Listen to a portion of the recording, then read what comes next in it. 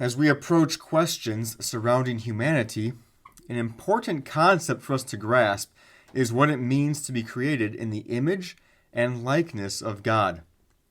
We read in Genesis 1:26 and 27, "Then God said, 'Let us make man in our image, after our likeness, and let them have dominion over the fish of the sea, and over the birds of the heavens, and over the livestock, and over all the earth, and over every creeping thing that creeps on the earth.'"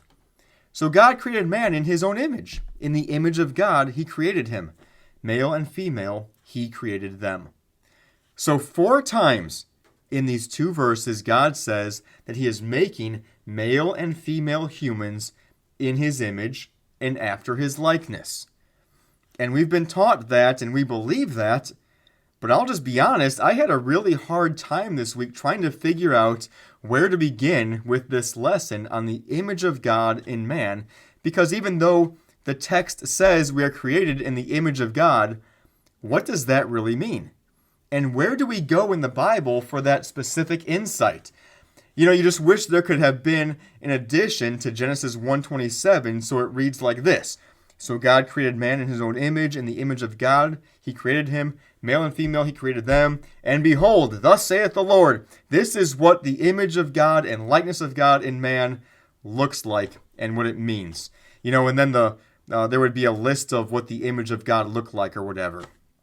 But alas, we have no such verse. So how do we understand exactly what the image and likeness of God are? And in what ways do humans image God? And in what ways are humans like God? Here's how I'm going to approach this topic. I've never been good at debate. I have never been good at apologetics. But I do understand that there are many techniques that can be used whereby someone can express and argue for their position. For instance, you can go on the offensive and force your opponent to have to react defensively. You can reframe your weaknesses as strengths. You can make an argument from silence. You can erect a straw man and then smash it to smithereens or burn it to the ground. For the sake of my argument today, I have invented a new tactic, and I have named it the argument from reciprocal evidence. And here is how I'm going to explain my argument.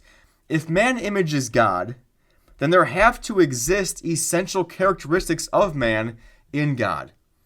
If man was created in God's likeness, then God is like man in some ways.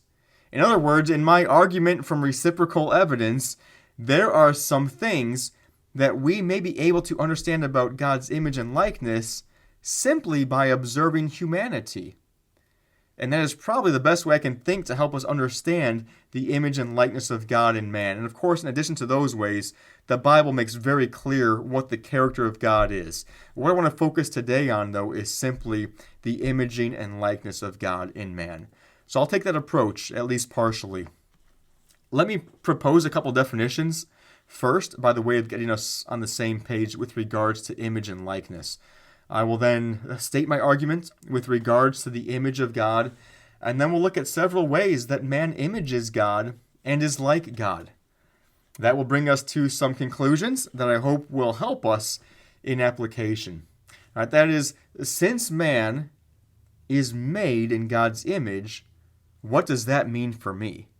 What responsibilities do I have in the preservation and the exuding of that image in a lost world? So let's begin with some simple definitions. First, by image, I mean something that represents something else. Okay, an image is simply something that represents someone or something else. Every time I go to a Bulls game, I enter the United Center in Chicago. I always have to walk past a large bronze statue of Michael Jordan. He's in between the entrance and where my normal seats are.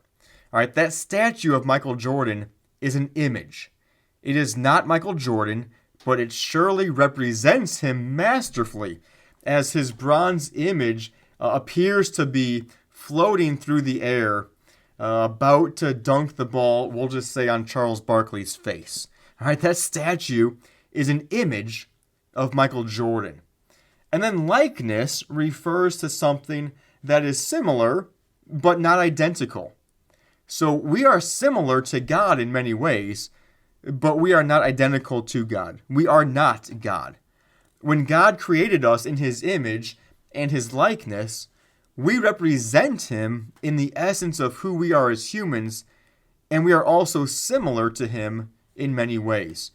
Here is my going in argument for this lesson as it relates to the image and likeness of God in man.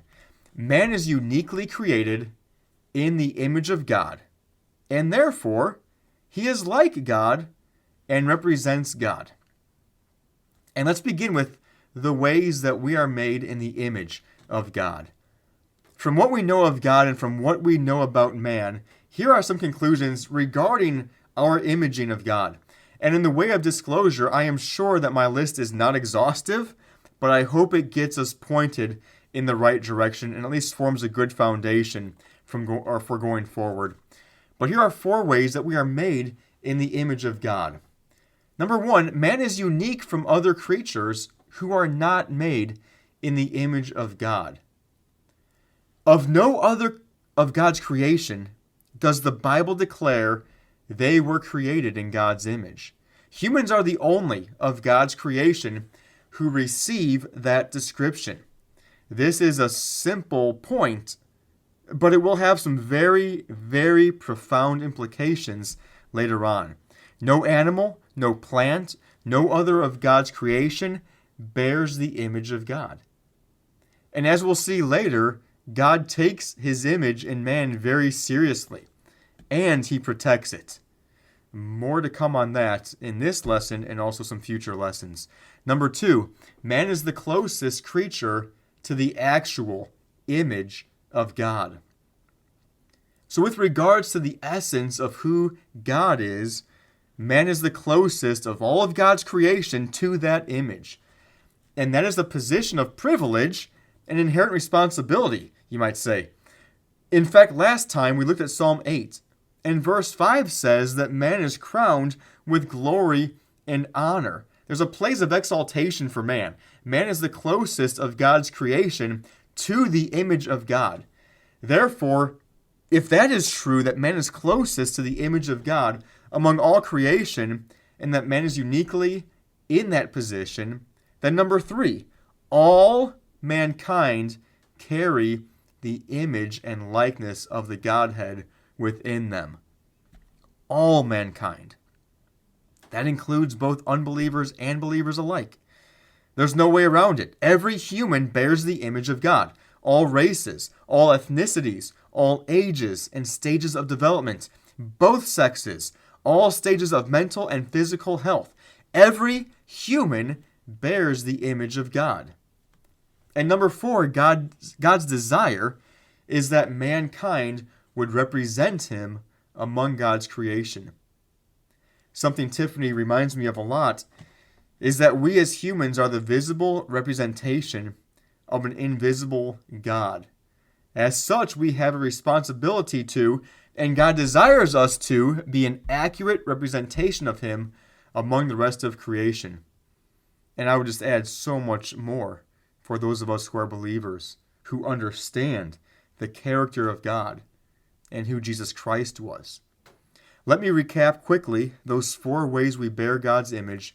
And again, there's many more, but this is our starting point for this lesson. First, man is unique from other creatures who are not made in the image of God. 2, man is the closest creature to the actual image of God.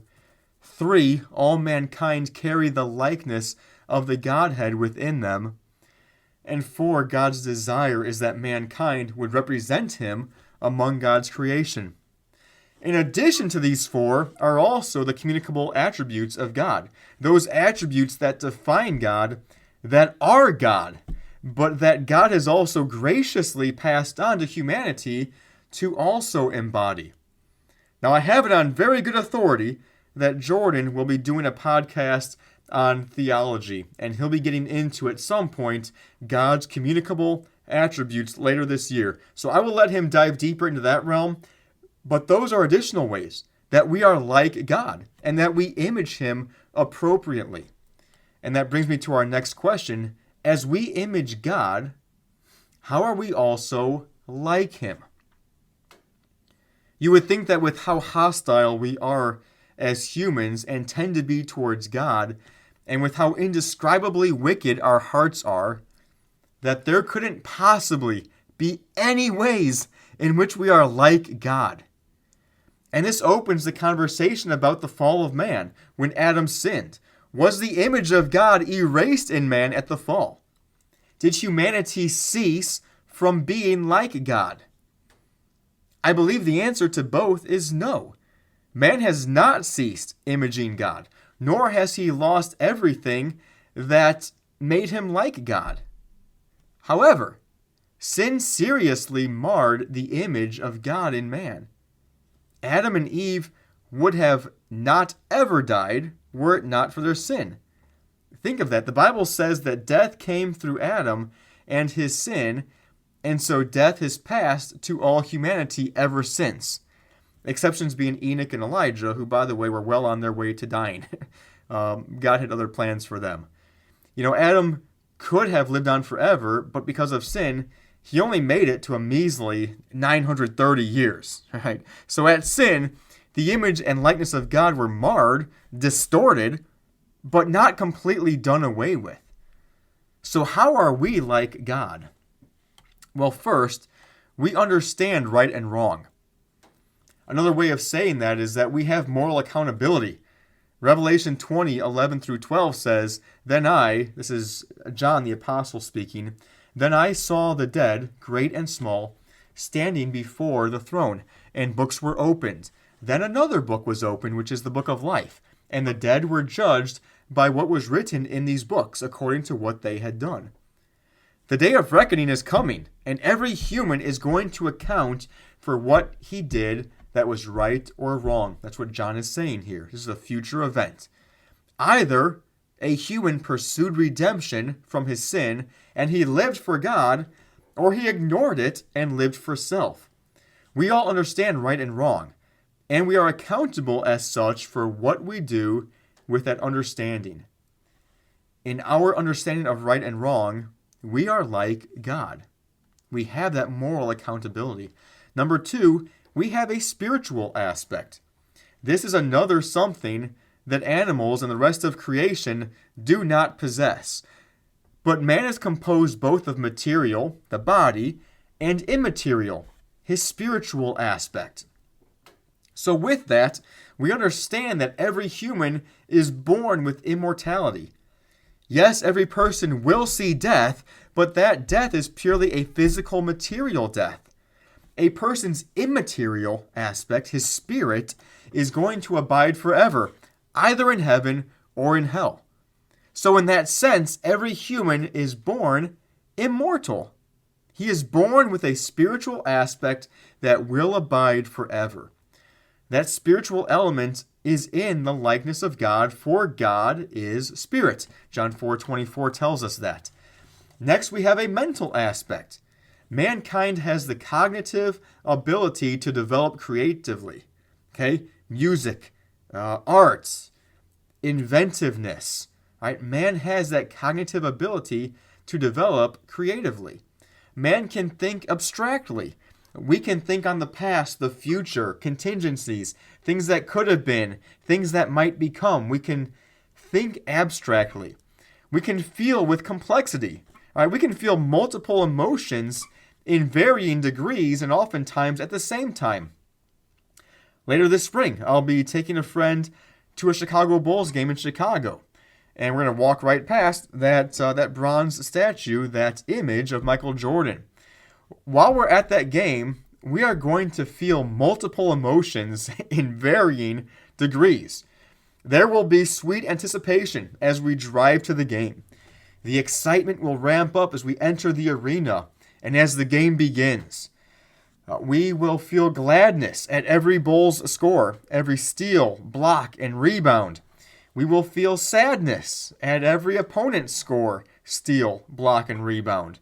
If the game goes horribly, we might even leave early in a state of bitter dejection.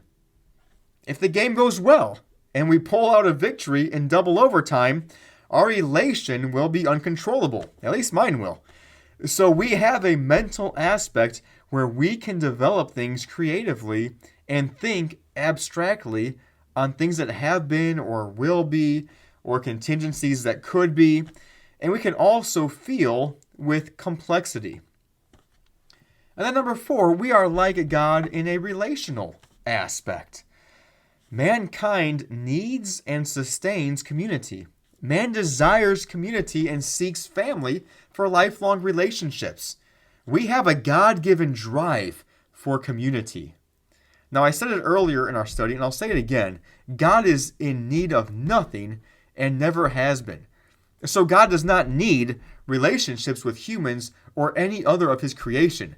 However, God is relational. He chose to walk in the garden with Adam and Eve.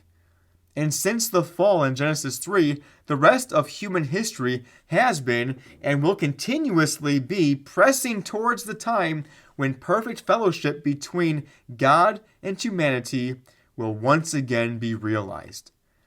And you can't read through the Bible and come away with any other conclusion but that God is relational. He desires a relationship with his creation, and the extent to which he would go to restore those relationships with his creation can be seen in the life and ministry of Jesus. So those are 4 ways that we are like God. And you can see that there is overlapping connection between them and the ways that we are also in God's image. Something you can think about later is this: how did the fall in Genesis 3 affect the image and likeness of God and man? It is clear from the scriptures and from observation that we still image God and are like him in some ways. But what changed in Genesis 3, and how in the world will it ever be restored? Just something more that you can ponder on later, and we'll actually touch on some of that in a minute here.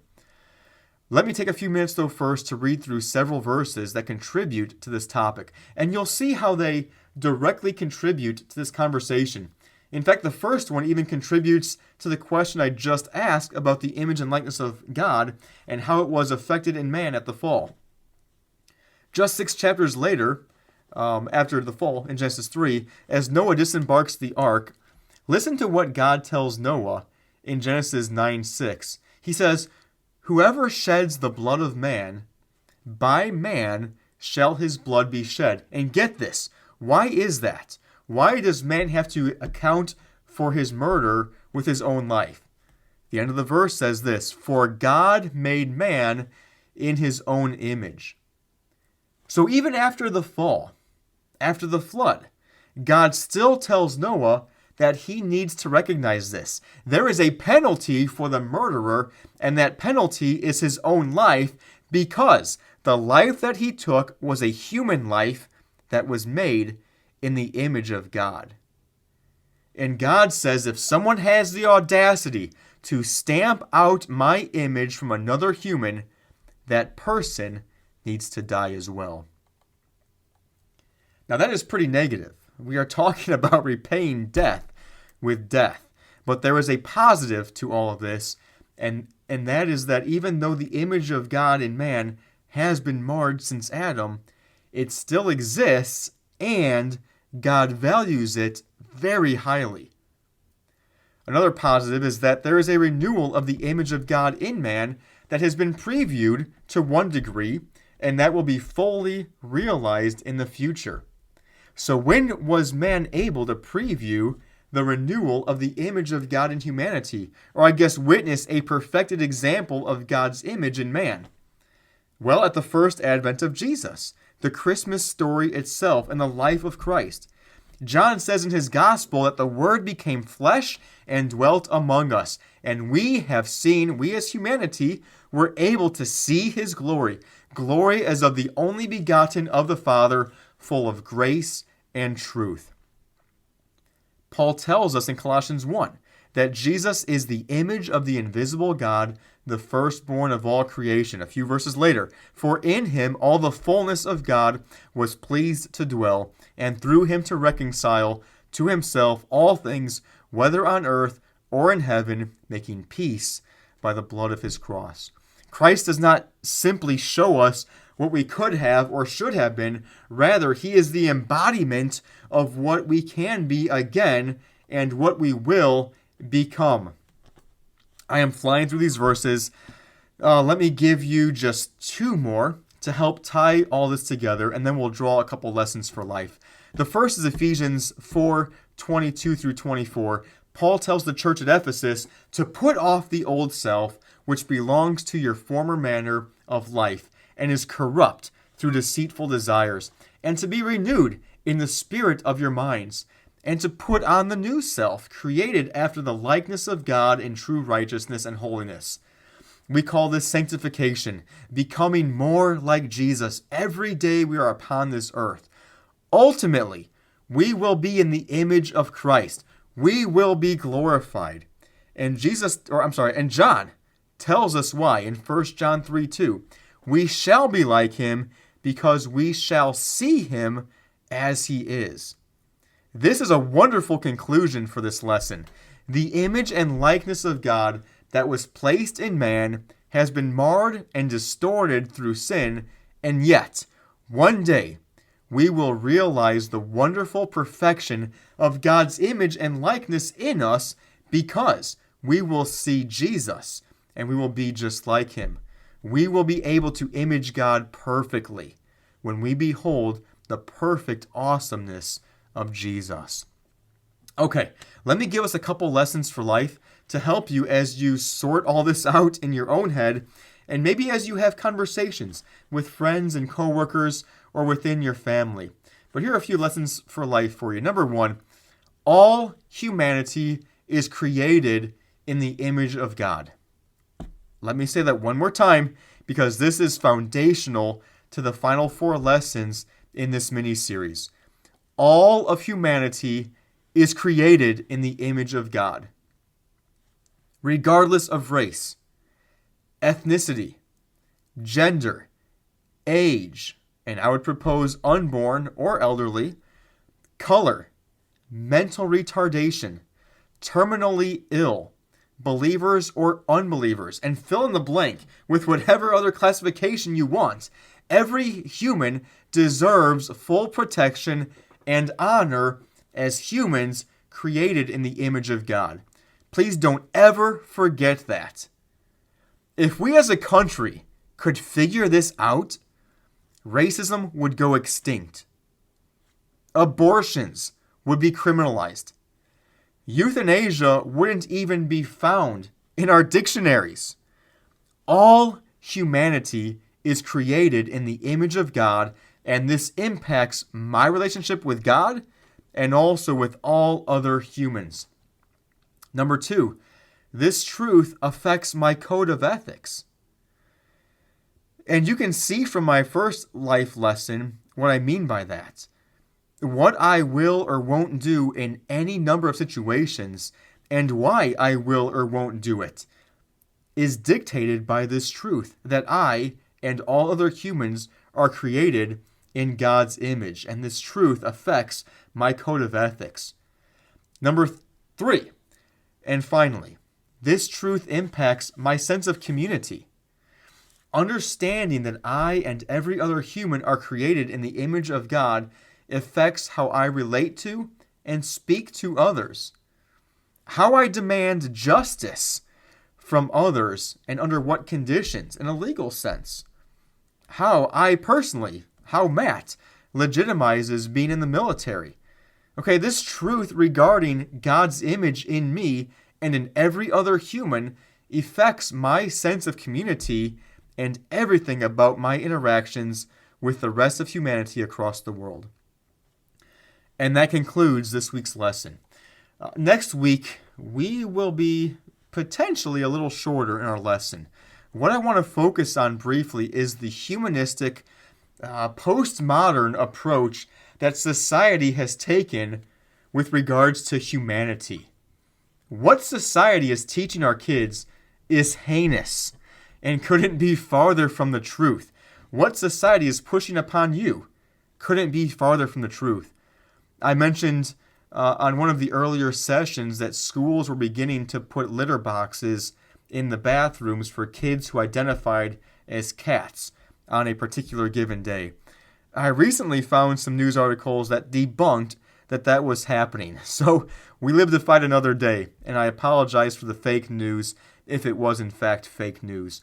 However, I think the fact that those initial articles were so believable is an indication of where we are heading. And we'll be there sooner than any of us thinks. I'm sure of that. So that will be our next session.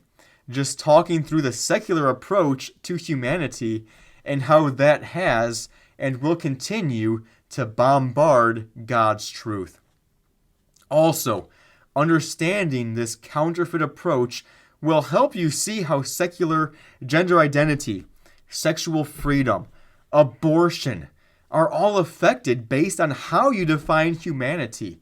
Today was a pillar, a foundation for that, but you will see when you adopt a secular foundation, it is going to completely change the way you look at and believe all these other topics that I just mentioned and that we will cover in the next few weeks. And if you choose to define humanity using the world's methods, you can just about come to any conclusion that you want and justify that conclusion. Okay, if you want to speak more on any of this, you know where I work. It delights me so much when you all visit my office and say, hey, you just said in your last video or in your sermon X, Y, or Z. Can we talk more about that? Absolutely. How much time do you have? We'll talk as long as you want. Anyways, we'll talk with you next time.